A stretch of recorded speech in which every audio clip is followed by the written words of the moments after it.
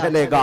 आलम में रंग बदला सुबह शबे विलादत, उस दिन जो हुआ था उसको इमाम अहले सुन्नत क्यों फरमाते हैं? वो एक दिन की बात है ना। हुजूर की विलादत हुई, फारस के किले में क्या हुआ? जलजला आया।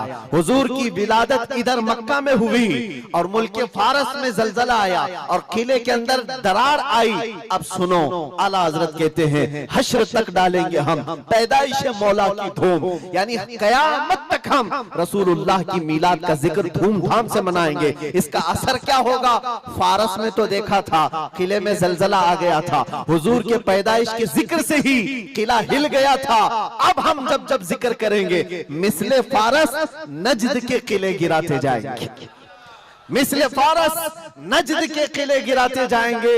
आज जिन लोगों के किले गिरते हैं या हिलते हैं वो जिक्र मुस्तफा से ही गिरते हैं, लेकिन उसका हमें कुछ असर नहीं होना चाहिए। खाक हो जाएं अदू जलकर मगर हम तो रजा, दम में जब तक दम है जिक्र उनका सुनाते जाएंगे। अजीजा ने गिरामे वक़ार, मैं बहुत छोटे से वक्त के लिए आपके पास आया हूं, लेकिन एक अजीम मैसेज देकर के कि मिलाद मुस्तफा सल्लल्लाहु अलैहि वसल्लम के मौके पर सारे सुन्नियों को यह चाहिए कि सिर्फ झंडे लगाने और कुमकुमे लगाने और बड़े बड़े नारे लगाने से ही ईद मिलादुन नबी का आप एहतमाम नहीं कर रहे हो, बल्कि हर सुन्नी आशिक रसूल को चाहिए कि वो इस मौसम में नहीं बल्कि पूरी जिंदगी उसकी है, लेकिन इस मौसम में खास तौर पर अपने नबी पाक सल्लल्लाहु अलैहि वसल्लम की सीरत तो पढ़ ले, मेरे आका सल्लल्लाहु अलैहि वसल्लम की बायोग्राफी मालूम हो जाए, हुजूर पाक की जिंदगी को समझ जाएगा।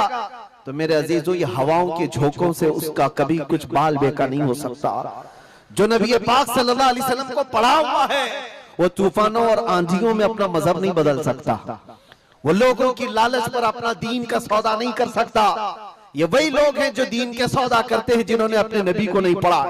हुजूर पाक सल्लल्लाहु अलैहि वसल्लम को जिन आंखों ने एक बार देखा है वो सहाबा की जिंदगी तो देख लें, उनको खोलते हुए तेल में भी डाल दिया गया, मगर दामन मुस्तफा से हाथ हटाना तो दूर की बात है, जुबान पर लफ्ज लाना भी उन्होंने कभी गवारा नहीं किया। जानते हो, 3 भाई थे, ये कलयुगी में एक हिकायत लिखी हुई है, 3 सगे भाई थे, एक ईसाई बादशाह ने गिरफ्तार कर लिया, तीनों जवान थे, 20 से 30 साल के बीच में, और बादशाह ने कैद करके उनको सबसे पहले क्या कहा, तुम अपना दीन बदल लो, धर्म परिवर्तन कर लो, मोहम्मद अरबी सल्लल्लाहु अलैहि वसल्लम के जो कसीदे गाते हो छोड़ दो। लेकिन देखो, याद रखो, उसमें से जब बादशाह ने ये बात रखी तो उन्होंने कहा नहीं, हमारा दीन इतना सस्ता नहीं है कि हम तुम्हारी कैद में आते ही बदल डाले। उसने कहा अगर तुम बदल लोगे तो मैं तुम्हें अपने वजारत में, सिपाहियों में बड़े मनसब पर रखूंगा। नहीं माना, ठुकराया। बादशाह ने क्या कहा, इसकी सजा तुम्हें भुगतने के लिए तैयार रहनी होगी। तैयार। बहुत बड़े एक कढ़ाई में तेल को लाकर खोलते हुए तेल में उसमें से सबसे बड़े भाई को डालने का हुक्म दिया। बादशाह ने जैसे हुक्म दिया, जल्लाद आया और उन 3 भाइयों में से एक को उठाया और खोलते हुए तेल में डाल दिया। अंदाजा करो, मोमबत्ती पर अगर तुम्हारी उंगली भी लग जाए ना तो चमड़ी जल करके निकल आएगा, और पता नहीं कितने दिन तक इसकी जलन आपको होती रहे। लेकिन एक पकते हुए तेल में डाला जा रहा है, डाल दिया, जिस्म पूरा चरमरा गया। थोड़ी देर गुजरी, 2 भाई और मौजूद, दूसरे को बुलाया गया, देखा तुम्हारे भाई का हश्र क्या हुआ है, तुम अगर बादशाह की पेशकश को कबूल कर लो तो शायद तुम्हारी जान बच सकती है।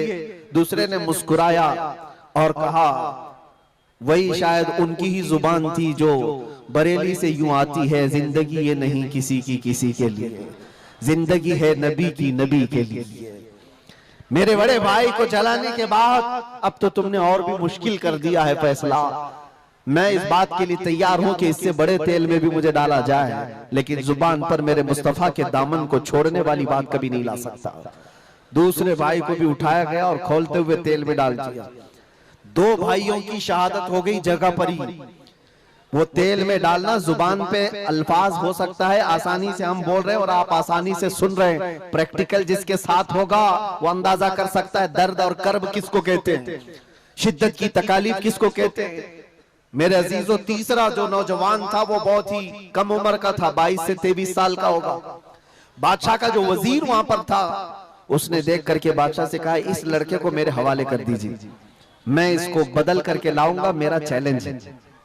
क्यों जान इसकी भी ले लेंगे, मैं इसको बदल करके लाऊंगा। इतने मजबूत लोग कैसे हो सकते हैं अरब के कि खौलते हुए तेल में इनके भाइयों को डाला गया, तब भी ये बदल नहीं रहे। दो को मरते हुए, अरे यहाँ एक को डंडा पड़ते हुए देखकर सारे भाग जाएं, और ये दो को जलते हुए देख करके भी टस से मस नहीं होते। कैसा अकीदा है, कैसा तसल्लुब है इनका। बादशाह ने कहा, किस बात पर तुम्हें यकीन है कि इसको तुम बदल लाओगे? उसने कहा, मुझे भरोसा है, आप मुझे दीजिए 1 महीने का टाइम, इसको बदल कर न लाओ तो फिर मुझे आप जो सजा दे। बादशाह ने कहा, ठीक है, ले जाओ। तीसरे को खौलते हुए तेल में डालने की बजाय बादशाह ने अपने वजीर के हवाले कर दिया। और दुनिया देखो मेरे अजीजों, याद रखो, आशिकाने मुस्तफा से 2 इम्तिहान हर जमाने में होते रहेंगे, आज भी हो रहे हैं और होते रहेंगे। पहला इम्तिहान, मौत से डरा करके तुम्हारा दीन छीन लिया जाएगा। मौत से डरा करके ये हो जाएगा, वो हो जाएगा, तुम्हें ये कर दिया जाएगा, वो कर दिया जाएगा।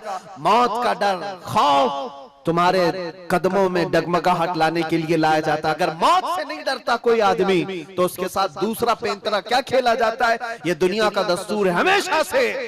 जब देखती है दुनिया के ये मौत से डरता नहीं है तो फिर इसको औरत और दौलत की लालच से खरीदने की कोशिश की जाती है। ये 2 चीजें ऐसी हैं जो अच्छे अच्छों का सौदा कर जाती हैं। बहुतों ने अपना ईमान सिर्फ शबाब पर बेच दिया है, हुस्न शबाब को देख करके। औरतों के दिल दादा हुए या दौलत के दिल फरेब हो गए और उन्होंने अपना दीन का सौदा कर लिया है। नौजवानों, याद रखो, तुम्हारी जिंदगी में अगर ये 2 इम्तिहानों में से कोई इम्तिहान आए तो अपने नबी पाक को याद कर लेना, हुजूर को याद कर लेना, और अल्लाह के नबी सल्लल्लाहु अलैहि वसल्लम की बारगाह में ये इस्तिगासा कर लेना कि मेरे आका, बड़ा सख्त और कठिन वक्त आया है। दुनिया मौत से डरा करके कभी मेरा ईमान छीनने की कोशिश कर रही है, अगर उससे मैं नहीं डगमगाया तो दुनिया मुझे हुस्न शबाब की लालच दे करके अपनी तरफ लेना चाहती है। अब उस वजीर ने क्या किया, उस छोटे से नौजवान लड़के को अपने घर ले गया और उसकी बेटी थी जो निहायत हसीन और जमील, बहुत खूबसूरत लड़की उस वजीर की थी। अपनी बेटी को बुलाया और कहा, बेटी तेरे लिए एक काम देता हूँ, 1 महीना हमको मिला है, इस नौजवान को अपनी मोहब्बत में, अपने हुस्न जमाल में लेकर के आजा, बादशाह सलामत से जो इनाम चाहे तुझे ला करके दे दूंगा। अपनी लड़कियां आशिकाने मुस्तफा को खरीदने के लिए कल भी भेजे जाते थे, आज भी भेजी जा रही है। हो सकता है बहुत सारी जगहों पर जो हमारे लोग मुर्तद होते जा रहे हैं, वो जो बच्चियां आज अपने दीन और ईमान का सौदा करके भागती हैं किसी गैर के साथ और कहीं जा करके शादियां रचाती, वो ये समझती हैं कि ये कॉमन सी बात है। वो दीन बेचने वाले लोग हैं, उनका हिस्सा दीन इस्लाम में कुछ नहीं। कल क़यामत के दिन देखना, तुमने अपने नफ्स की खातिर एक गैर मुस्लिम के साथ भाग करके निकाह किया, चाहे वो बेटी हो कि बेटा हो, अपने दीन से सौदा किया है और गद्दारी की है। कल क़यामत के दिन मुंह तो अल्लाह को दिखाना है, हुजूर की शफाअत के बगैर तो कुछ होना नहीं है। देखना हश्र में जो हुजूर पाक सल्लल्लाहु ताला अलैहि वसल्लम के साथ तुम खड़े रहोगे कि हम खड़े रहेंगे, वो वक्त आने वाला है। उस नौजवान के साथ क्या हुआ, वजीर ने अपनी बेटी तो लगा दी। अल्लाह की पनाह मेरे अजीजों, हुजूर पाक का इश्क का एक कतरा भी जिसके दिल में आता है, ऐसी चीजें उसके पांव को नहीं डगमगाती, ना कभी उसका ईमान खरीद सकती हैं, ना उसके दीन का सौदा कर सकती हैं। वो लड़की रोजाना आती, रात के वक्त बैठ जाती और ये नौजवान जैसी महसूस करता, मेरे कमरे में अकेले तन्हा रहने के बावजूद वजीर की खूबसूरत हसीन जमील बेटी, जिसके निकाह के पैगाम बादशाहों के औलाद से आया करते थे, शहजादे निकाह का पैगाम भेजा करते, वो लड़की मेरे पास आकर बैठ जा रही है। नौजवान क्या करता था, मुसल्ला बिछाया और सजदे में गिर गया। जब तक वो उठती नहीं थी ये सर उठाता नहीं था। ये रात भर के सजदे इसके इसी तरह रहते, वो ऊँगती रहती, देखती रहती, इंतजार करती रहती और थक करके वापस चली जाती। महीना गुजरने को आया था मेरे अजीजों, उस नौजवान ने आंख भरकर एक बार देखा भी नहीं और वो थक हार करके महीना खत्म होने के बाद उस नौजवान को मुखातब करके कहती है, ऐ नौजवान, एक बार मेरे हुस्न को देख तो ले, मुझे देखने के लिए बादशाहों के बेटों की भी कतार लगती है। कई बड़े बड़े लोग पैसों के अंबार लगा सकते हैं मेरे हुस्न को देखने के लिए, एक तू है कि मैं आता हूं तो मुसल्ले पे गिर जाता है। उठ एक बार देख तो ले मुझे अल्लाह ने कैसा हुस्न दिया है, कैसा जमाल दिया है, एक बार देख तो ले। उस नौजवान ने आंखें झपकाए बगैर, पलटे बगैर जवाब दिया कि ऐ खातून तू अपना ये हरबा इस्तेमाल करना बंद कर दे, ये तेरा काम मुझ पर चल नहीं सकेगा। वजह ये है जिन आंखों में एक बार जमाले मुस्तफा बस चुका हो उसको दुनिया का हुस्न कभी धोखा नहीं दे सकता, दुनिया का जमाल उसे खरीद नहीं सकता। वो खातून उठ गई और जवान की इन बातों से उसके दिल पर ऐसा वलवला तारी हुआ। वो खातून कहती है ऐ नौजवान खड़ा हो जा, मैं तुझे खरीदने नहीं आई, मैं तुझे अपनी दामे फरेब में फंसाने नहीं आई, उठ जा, अब मेरी एक अर्जी सुन ले। नौजवान उठा और पूछा क्या अर्जी है? कहती है कि मैं अब तेरी मोहब्बत में गिरफ्तार हूँ, मैं चाहती हूँ कि तू मेरे दीन में ना आ बल्कि तू अपने दीन में मुझे दाखिल कर ले। जिसके हुस्न ने तेरी आंखों को ऐसा बाकमाल बनाया है कि तन्हा होते हुए भी कभी तूने मेरे हुस्न को नहीं देखा, मैं चाहती हूं कि उस हुस्न के पैकर जमाले मुस्तफा की मैं भी दिलदादा हो जाऊं। उस नौजवान को उठाया और कहा मुझे पढ़ा दे ला इलाहा इल्लल्लाह मुहम्मदुर रसूलुल्लाह। हर जमाने में आशिकाने मुस्तफा जो होते हैं, हर जमाने में जो आशिकाने मुस्तफा होते हैं वो दूसरों की छाप अपने ऊपर लेते नहीं हैं बल्कि जहां जाते हैं अपनी छाप दूसरों पर छोड़ करके आते हैं। यही होती है जिंदगी आशिकाने मुस्तफा की। उस नौजवान ने उसे कलमे तैयबा पढ़ाया और उस खातून ने कहा चलो यहाँ से निकलो, कुफरिस्तान से निकल करके हम निकाह करते हैं और साथ जिंदगी गुजारेंगे।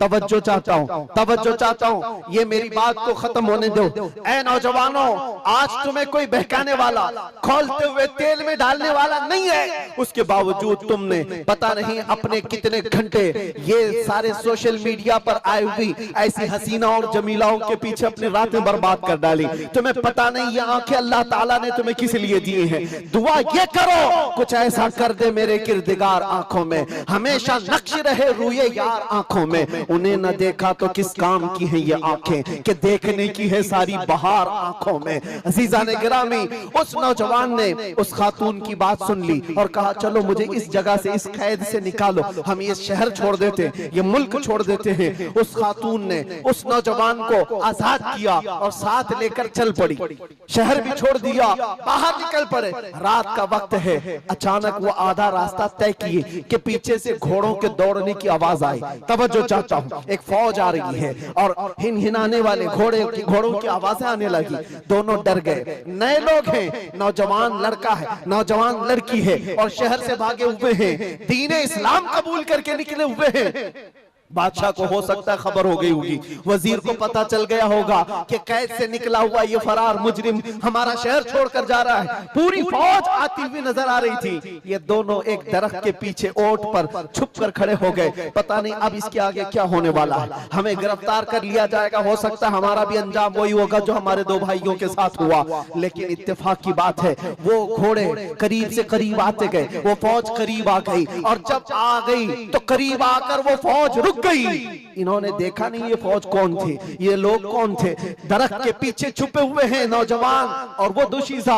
अचानक आने वाली फौज में से एक गरजती हुई आवाज आती है, नाम लेकर के नौजवान का पुकारा जाता है, ऐ फलां बिन फलां बाहर आ जा, बाहर आ जा। बाहर ये नौजवान आता है तो देखता है बादशाह की फौज नहीं है, वजीर की फौज नहीं है, बल्कि वो दोनों शहीद भाई घोड़े पर सवार है और सारी फौज में रसूलुल्लाह के वो शहीद सहाबा तशरीफ लाए हुए हैं।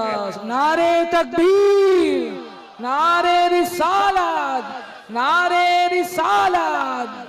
ये नौजवान घबरा गया और पूछा मैं अपने भाइयों को देख रहा हूँ घोड़ों पर सवार हैं, चंद दिनों पहले बादशाह ने खोलते हुए तेल में इनको उड़ेल दिया था, इनके जिस्मों को जला दिया था। ये देख करके आप कपकपी जिस्म पर तारी है, भीगी आंखों से पूछने लगा बड़े भाई आप लोगों को जला दिया गया था, तेल में खोलते हुए डाल दिया गया था, आप लोग यहाँ कैसे आए? दोनों भाइयों ने कहा, ऐ मारे नन्हे भाई, क्या तूने कुरान की आयत नहीं पढ़ी? वला तक़ूलू लिमन युक़तलु फी सबीलिल्लाहि अमवात, अल्लाह की राह में जो मारे जाएं उन्हें मुर्दा न कहो। नौजवान ने पूछा, तुम्हें दर्द कितना हुआ होगा जब जलाया गया था, खोलते हुए तेल में डाला गया था, कर्ब कैसा था, तकलीफ कैसी थी?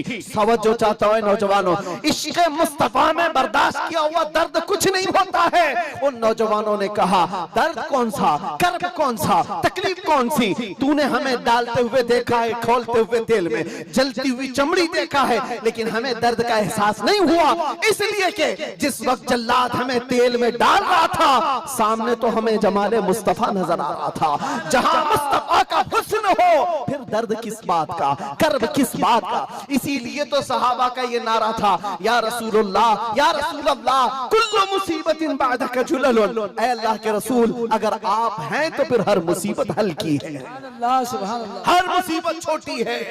ऐ नौजवानों, दुनिया ने खरीदने की कोशिश की है, लेकिन जो जमाले मुस्तफा का दिलदादा है वो दुनिया के हालात से न बिकता है न झुकता है। अपना मिशन ऐसा बनाओ कि तुम्हें 100-500 रुपए में खरीदे जाने वाली कौम का लक़ब न दिया जाए, बल्कि इकबाल आज से 100 साल पहले कहता था। इकबाल शायर मशरिक, अंग्रेजों ने क्या कहा था हमारे मुतालिक, वो अपने शार में कहा है। अंग्रेज क्या कहते थे? थक गए थे, थक गए थे। आपको क्या पता है, हिंदुस्तान की इस आजादी में जितने आज बड़े बुलंद बांग दावे किए जाते हैं, पता है नौजवानों, तारीख याद रखो, 30,000 उलमाए अहले सुन्नत को इन्होंने दिल्ली से लेकर कश्मीर तक हर झाड़ी पर फांसी पे लटकाया हुआ था। 30,000 उलमाए अहले सुन्नत। काला पानी की सजा अंडमान निकोबार में किसको दी गई थी? अल्लामा फजले खैराबाद, इनायत अहमद काकोरवी, जिनकी पीठ की हड्डी तोड़ दी गई थी, खड़े नहीं हो सकते थे। 8-8 साल 10-10 साल तक झुकी हुई कमर के साथ इनको सजाएं दी गई। किफायत अली काफी कौन है, जिनको भरे बाजार में चौराहे पर लाकर अंग्रेजों ने फांसी पर चढ़ाया था। जालिमात तारीख भुला देते हैं, या तारीख के चेहरे पर आज मट्टी थोपने की कोशिश की जाती है, और हमारे नौजवान है कि याद नहीं रखते हमारी तारीख। या आशिकाने मुस्तफा थे, अंग्रेजों की नाक में अगर किसी ने दम किया था तो वो आशिकाने मुस्तफा की जमात थी, आशिकाने मुस्तफा की जमात थी। किफायत अली काफी को सूली पर चढ़ा रहे थे, लेकिन जानते हो उससे पहले किफायत अली काफी एक आलिम दीन, एक आलिम दीन, उस आलिम दीन को गिरफ्तार करने के लिए कितने कुत्ते आए थे? 3,000 अंग्रेजों की फौज ने मिलकर के एक आलिम दीन को गिरफ्तार किया था। हमेशा से यही तारीख रही है, हमेशा से। इसलिए कि पता है कि रसूलुल्लाह सल्लल्लाहु ताला अलैहि वसल्लम का शेर 1-2 के काबू में आ भी नहीं सकता, हमेशा घेर कर मारने की आदत कुत्तों की रही है। करबला में भी तो यही हुआ, अकेले इमाम हुसैन के साथ सुबह से लेकर दोपहर तक लड़ते रहे, और आपको पता है एक हुसैनी जवान ने 200-200 यजीदियों को मार डाला है, एक ने। तारीख खाली मरने वालों की ना बताओ, शहीद होने वालों की नहीं बताओ, ये भी देखो हुसैनियों ने कितनों को सुलाया है। एक हुर बिन यजीद जो एक रात पहले इमाम हुसैन के पास आकर बैत किए थे, एक रात पहले, और उन्होंने दूसरे दिन जंग शुरू की थी तो 120 लोगों को मारा था। आप अंदाजा करो, एक रात का हुसैनी 120 को सुला सकता है, तो अंग्रेज अच्छी तरह जानते हैं जो पैदाइशी हुसैनियों की तरह को सुला सकता है। सब पता है। किफायत अली काफी को 7 दिन तक गिरफ्तार करके उनके जिस्म पर इस्त्री चलाते थे, गरम इस्त्री चलाते थे, और जब चमड़ी जलती थी तो उस पर नमक छिड़कते थे। और किफायत अली काफी को बार बार कहते, फतवा बदल डालो, आ जाओ हमारे वजारत में, हमारा मनसब ले लो, हर महीने पाउंड दिए जाएंगे, बरतानिया के पाउंड। लेकिन आशिक मुस्तफा डॉलर और बरतानिया के पाउंड पर नहीं बिकता, वो हुस्ने मुस्तफा का दिलदादा होता। 8वें दिन जब उनको फांसी पर चढ़ाया गया था, फांसी कोई आम चीज नहीं है मेरे अजीजों, जिसको सामने देख करके चच्चों की हालत खराब हो जाए। लेकिन किफायत अली काफी फांसी को देखकर कहने लगे थे, कोई गुल बाकी रहेगा न चमन रह जाएगा, पर रसूलुल्लाह का दीन हसन रह जाएगा। सब फना हो जाएंगे काफी वो, लेकिन हश्र तक नाम हजरत का जुबानों पर सुखन रह जाएगा, नाम हजरत का जुबानों पर चलन रह जाएगा।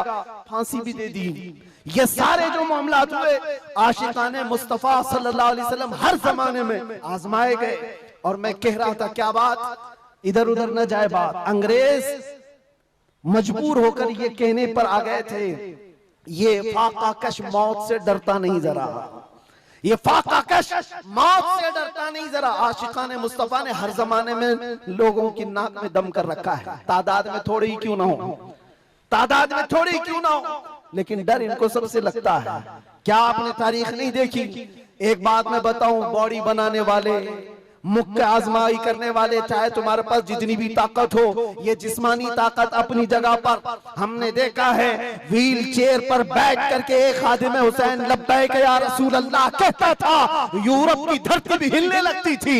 पता ही चलता है जिस्मानी ताकत का कोई असर नहीं होता, इश्क़े मुस्तफा जहां होता है वो असली ताकत कहलाई जाती है। नारे तकबीर, नारे रिसालत, आशिकाने मुस्तफा, सुभान अल्लाह, सुभान अल्लाह।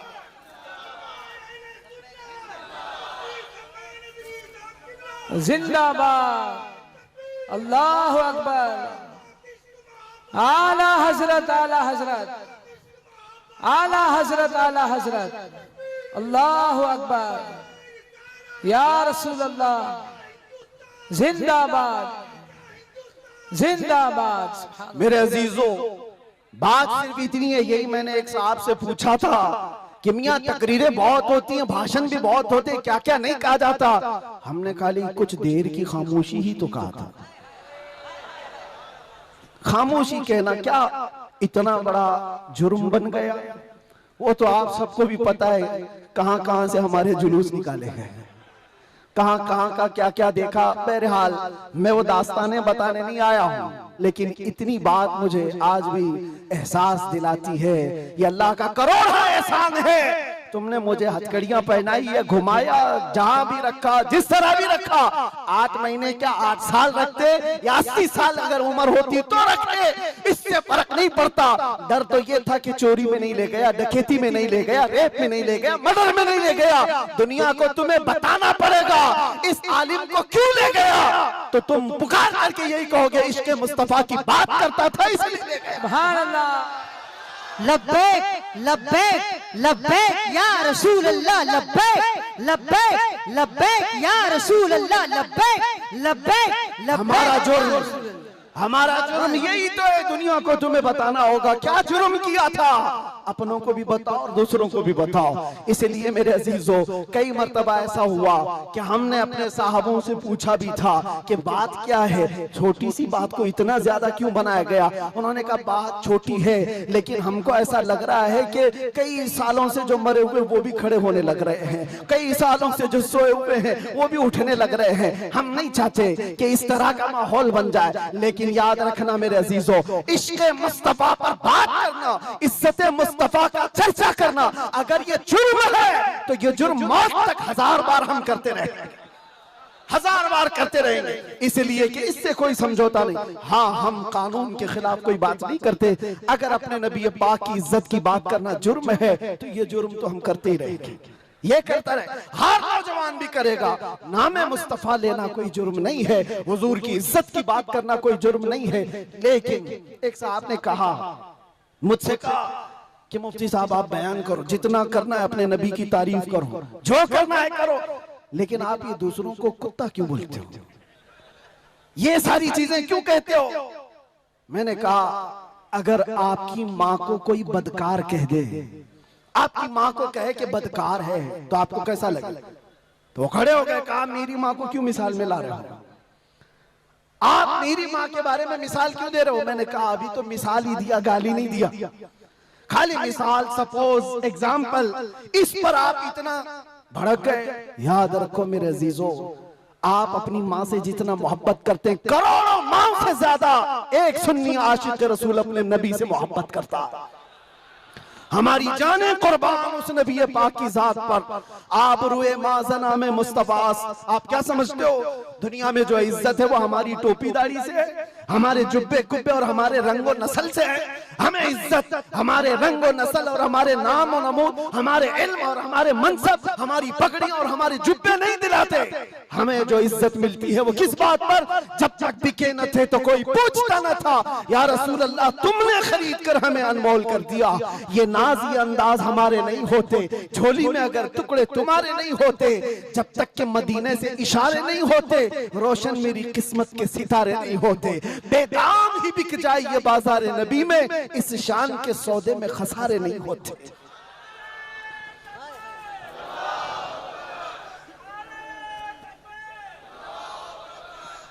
बात मैं अभी खत्म करने आ रहा हूं, बस आप इस बात को अंदाजे में रखो मेरे अजीजों।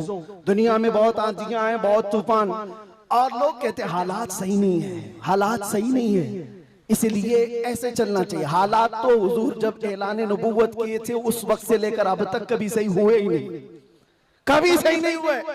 क्या बदर में हालात सही थे? उहद में हालात सही थे? खंदक में हालात सही थे? खैबर में हालात सही थे? फतेह मक्का में हालात सही थे? करबला में हालात सही थे?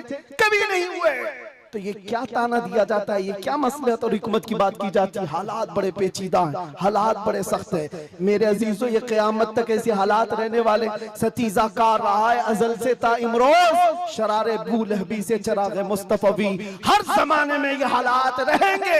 आशिक मुस्तफा को इन्हीं हालात में परचम रिसालत बुलंद करके रखना है। वो सहाबा से पूछो जो निकल पड़ते थे, पैरों में चप्पल नहीं और कपड़ों पर पैबंद लगे हैं, एक खजूर की गुठली पर पूरा दिन गुजार लेते थे, फाका कश थे, लेकिन उनसे पूछो क्या उनके लिए हालात सही थे? जब अफ्रीका जा रहे थे, जब यूरोप की कलीसाओं में अजानें दे रहे थे, अफ्रीका के तपते हुए सहराओं में नामे मुस्तफा बुलंद कर रहे थे, उनसे पूछो हालात सही थे? वो कहेंगे कहां के हालात सही थे, उस वक्त भी हालात सही नहीं थे, लेकिन उसके बावजूद उन सहाबा का हाल ये था, दश्त तो दश्त है, दरिया भी न छोड़े हमने, बहरे जुल्मात में दौड़ा दिए घोड़े हमने, आ गया ऐन लड़ाई में गर वक्त नमाज, किबला रूहों के ज़मीन बोस हुई कौम हिजाज, एक ही सफ में खड़े हो गए महमूद अयार, न कोई बंदा रहा न कोई बंदा नवाज। ये सहाबा का मसलक था, उनका मामूल था, टल न सकते थे, जंग में अड़ जाते थे, पांव शेरों के मैदान से उखड़ जाते थे, हक से सरकश हुआ कोई तो बिगड़ जाते थे,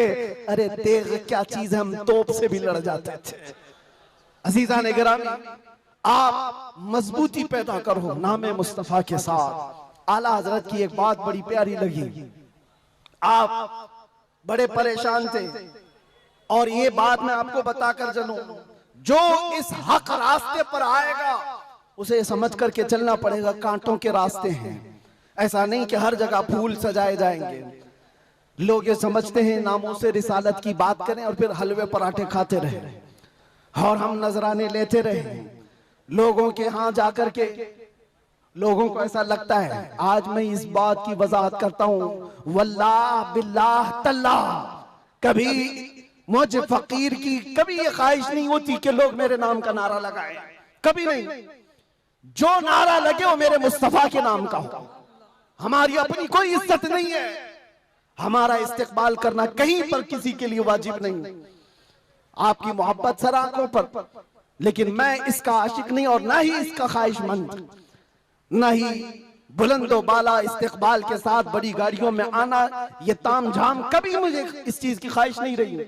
और अगर ऐसी ख्वाहिश होती तो इस गली में आकर के आपसे बयान नहीं कर रहा होता। हमने लाखों का मजमा भी देखा है, लेकिन एक बात है, इस रास्ते पर चलने वाले को ये सोच करके चलना होगा कि आजमाइश होगी और इम्तिहान होगा।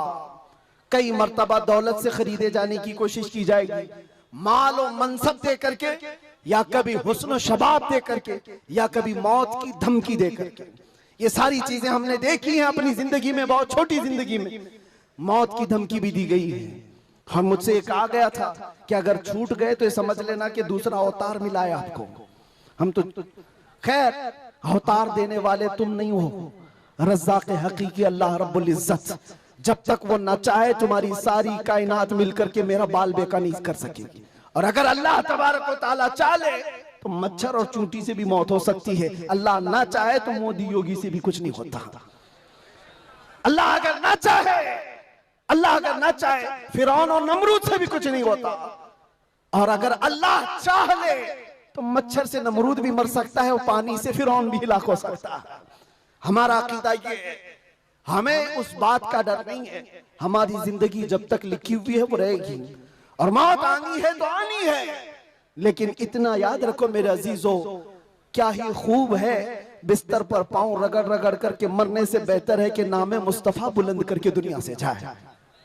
बुज़दिलों के साथ जाने से बेहतर है आशिकों की जमात में जाए। और आजमाइश तो होगी, इम्तिहान तो होगा। सहाबा के साथ क्या नहीं हुआ, उनके माल, उनकी औलाद, उनके घर बार सब लूट लिए गए थे मक्का में। आजमाइश ऐसी थी कि वो पूरा दिन एक खजूर की गुठली पर गुजारा करते थे।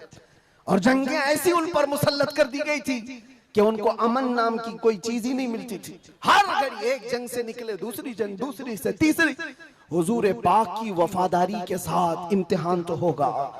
आज मिलाद मुस्तफा है, नबी करीम सल्लल्लाहु ताला अलैहि वसल्लम के 1500 साला जश्न ईद मिलाद की हम तैयारियों में अपने ईमान को मजबूत करो, अपने अकीदे को मजबूत करो, इश्क रसूल इतना बढ़ा लो। मैं कभी कोई तलवार बंदूक बारूद की बात नहीं करता, ना ही मैं कभी कोई खुफिया मीटिंग करता हूँ, ना ही मैं कभी कोई तंजीम की बात करता हूँ कि तुम इस तरह की तंजीमें बनाओ, खुफिया मीटिंगें करो, लड़ने भिड़ने के मंसूबे बनाओ। नहीं, जो हमारी बात रिकॉर्ड कर रहे हैं वो भी सुन ले।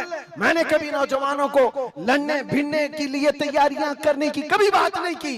अरे मियाँ, मैं तो ब्लेड और चाकू की भी बात नहीं करता, प्लास्टिक की भी नहीं बात करता। मैं सिर्फ ये चाहता हूँ सर से लेकर पैर तक इश्क़ मुस्तफा में ऐसे ढल जाओ जिस गली से गुजरो मदीने की खुशबू आने लगे। तुम्हारा चलना फिरना कई कीड़ों की मौत का सबब बन जाएगा। आपको किसी हमले की जरूरत नहीं, आपको किसी पर अटैक करने की जरूरत नहीं। अपने दिल के अंदर इश्क़ मुस्तफा ऐसा बिठाओ, ऐसा बिठाओ। हमने देखा है मेरे अजीजों, हमने तन्हाई में बैठ के भी दिन गुजारे हैं और कई ऐसों के बीच में भी बैठ के दिन गुजारे हैं। हमारी अपनी तारीफ के लिए नहीं कह रहा, जहां ऐसे क्रिमिनल लोगों के बीच बैठते थे जो 20-20 साल से क्राइम में मुब्तला हैं, छोटे मोटे नहीं, मर्डर भी, रेप भी, ड्रग्स भी, सब उनके बीच बैठ करके देखा है।